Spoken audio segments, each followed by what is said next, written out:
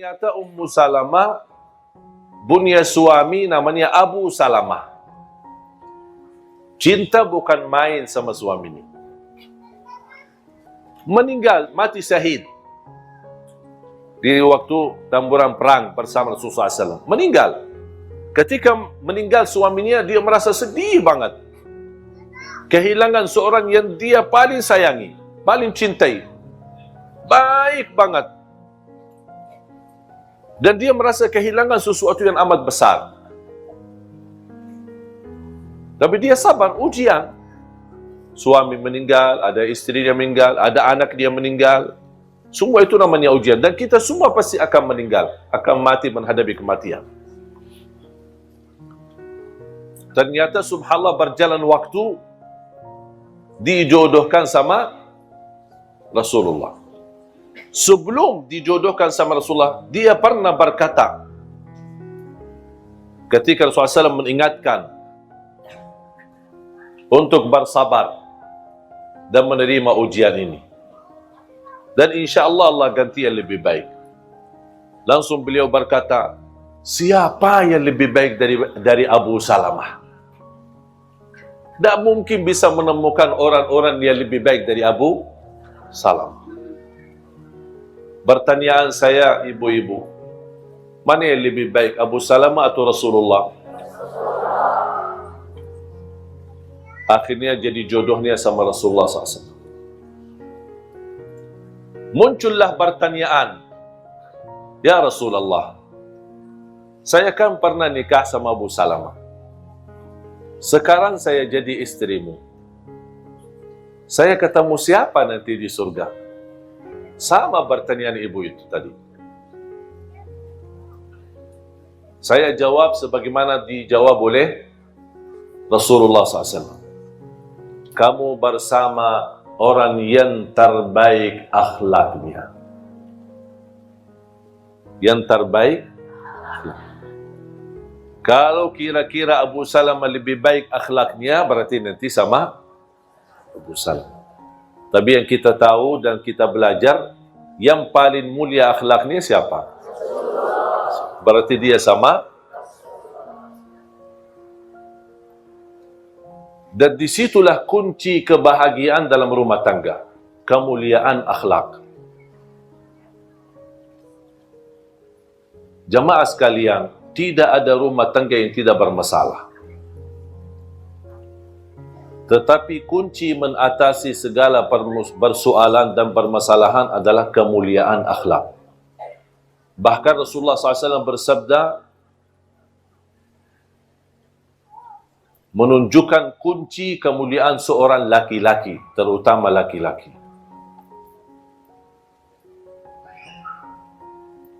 Sebagaimana kemuliaan seorang atau kemuliaan seorang laki-laki yang paling mulia akhlaknya sama istrinya.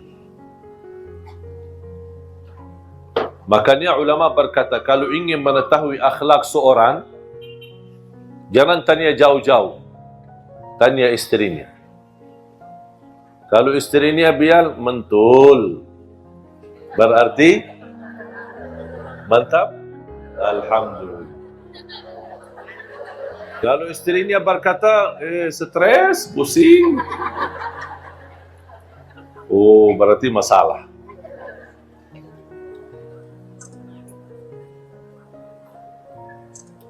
Dan subhanallah, dengan kemuliaan akhlak kita bisa memiliki segala sesuatu. Dengan kemuliaan akhlak kita bisa memiliki segala. Memiliki hati orang, memiliki kehormatan orang, memiliki kemuliaan orang, pasti akan dimuliakan. Apalagi di saat istri kita sedang membutuhkan dampingan kita, perhatian kita, bantuan kita. Itu luar biasa, sangat harga besar baginya ketika dia memiliki suami yang berakhlak mulia. Makanya jamaah sekalian, sampai Rasulullah SAW bersabda, aqrabukum minni majlisan yawmal qiyamah ahasinukum akhlaqa. Yang paling dekat kepadaku hari kiamat, kata Rasulullah, yang paling mulia akhlaknya di dunia. Jadi kemuliaan akhlak atau seorang memiliki kemuliaan akhlak, dia mendapatkan posisi yang amat besar di sisi Allah. Kemuliaan, darajat yang tinggi bersama para nabi, siddiqin, syuhada dan salihin.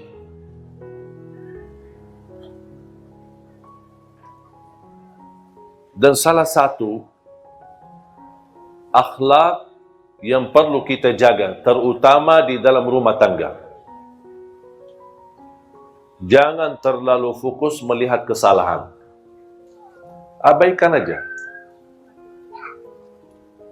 Jangan terlalu memperhatikan kesalahan. Abaikan aja.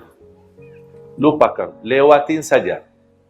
Anggap sesuatu yang berjalan dan terus berlalu. Jangan terlalu diperhatikan. Kalau setiap kesalahan ada teguran, setiap kesalahan dibahas, setiap kesalahan dibicarakan, setiap kesalahan namuk, tidak akan selesai. Karena kita manusia tidak terlepas dari kesalahan. Bisa kita perbaiki kesalahan tapi dengan cara yang baik. Kalau Anda melihat sesuatu yang tidak suka, jangan Anda bilang saya tidak suka ini, tapi saya suka seperti ini. Saya suka seperti ini.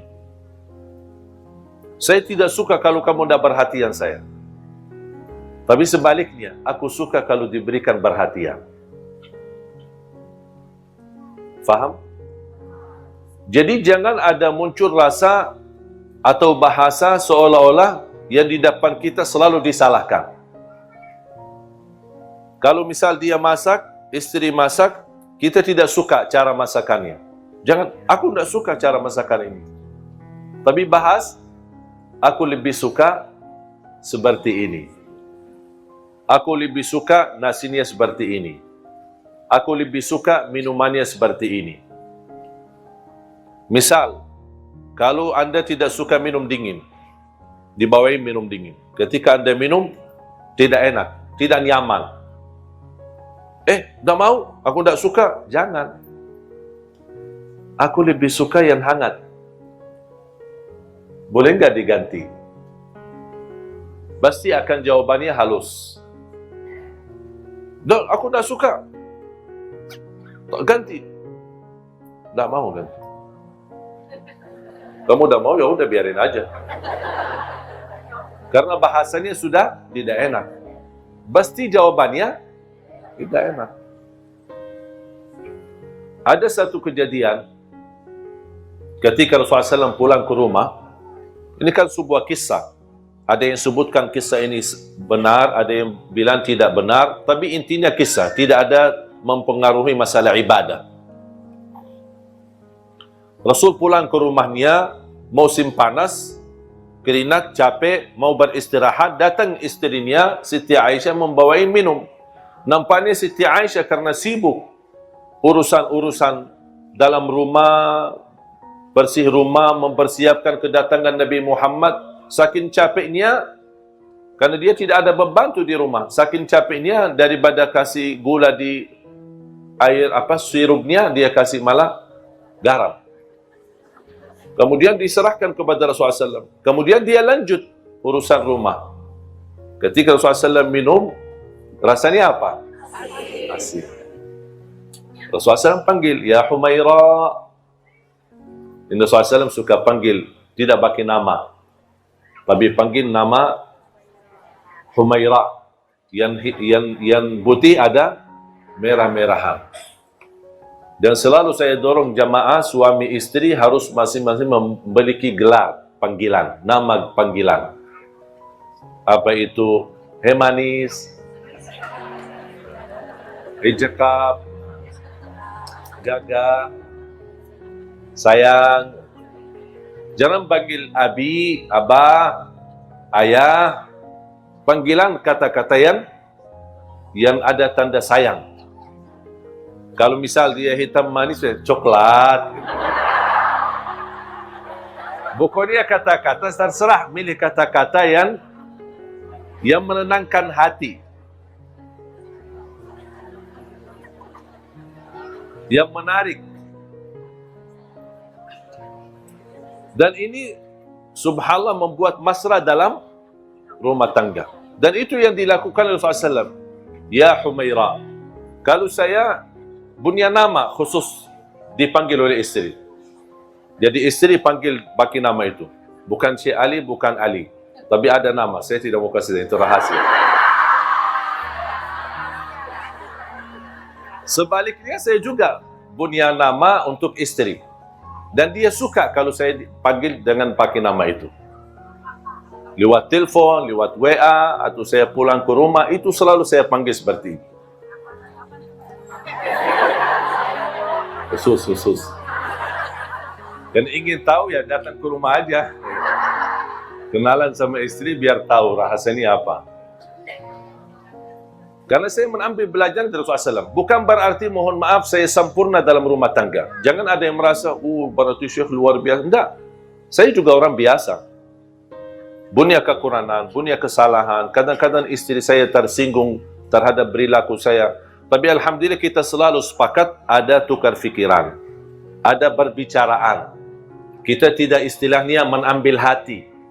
Aku lihat dia, aku marah, terus simpan di hati. Dia lihat saya, dia marah, simpan di hati. Itu tidak akan selesai masalah. Ada sesuatu dibahas, tapi cara dibahasnya agak enak. Sopan, saling menjaga, saling menghormati, seperti ini. Kalau menurut saya itu namanya istilah muhasabah. Setiap minggu sekali kita muhasabah. Saya tanya sama istri saya, apa yang saya lakukan selama 1 minggu membuat kamu tersinggung? Dia kasih tahu. Kalau enggak dia kasih tahu, dari mana saya bisa tahu? Karena yang sakit hati siapa? Istri. Hati yang dia punya, bukan saya punya. Saya tidak tahu isinya. Makanya harus saya tanya, apa yang membuat kamu tersinggung? Apa yang membuat kamu tidak enak hati? Oh, kalau begini, kalau foto sama ibu-ibu jangan terlalu dekat. Siap.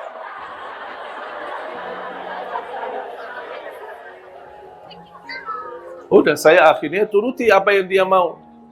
Kalau bisa, jangan foto sama sekali. Saya bilang jangan, nanti ibu-ibu juga tersinggung.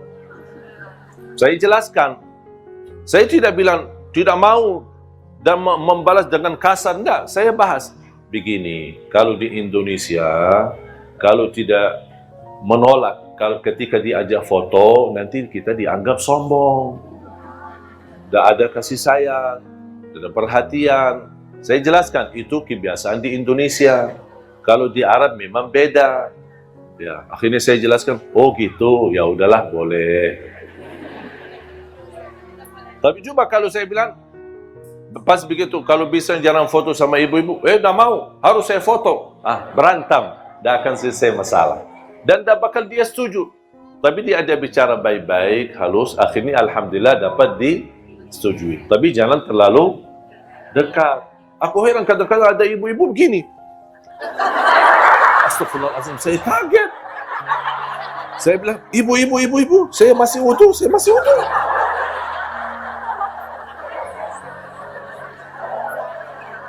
Saya jujur saja bicara seperti ini, padahal saya belum wudu.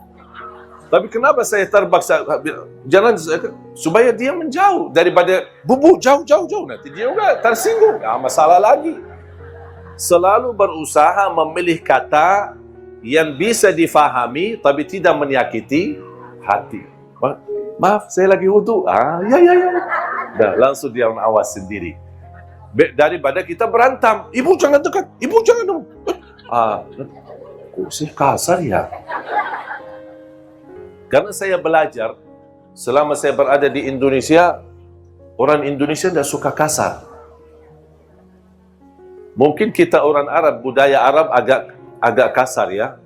Termasuk bicara. Makanya kalau saya ada punya teman mau cari istri orang Indonesia, kadang-kadang calon istri tanya, gimana dia, kasar nggak? Ya sudah ada gambaran orang Arab kasar. Padahal tidak semua sama. Ya contoh seperti saya kan. Jadi ketika saya mau jodohkan, malah ada yang menolak. Oh, jangan semua orang Arab, takut. Saya ternyata belajar, kalau di Arab, memang nada suara pun kita agak tinggi. Pernah ada teman saya, orang Indonesia datang, saya sedang ngobrol sama adik saya. Dia menunggu di luar. Ketika dia mendengar, dia datang, ada apa Pak? Saya bilang, tidak ada, kita lagi ngobrol. Cuma lagi suara agak tinggi, dia fikir kita lagi berantem, padahal tidak. Makanya saya mengambil kesimpulan ketika saya pernah diwawancarai. Apa yang Syekh dapat di Indonesia, sesuatu yang bisa berkesan dan selalu dijaga. Saya bilang, saya belajar orang Indonesia suka yang lembut dan sopan, tidak suka yang kasar.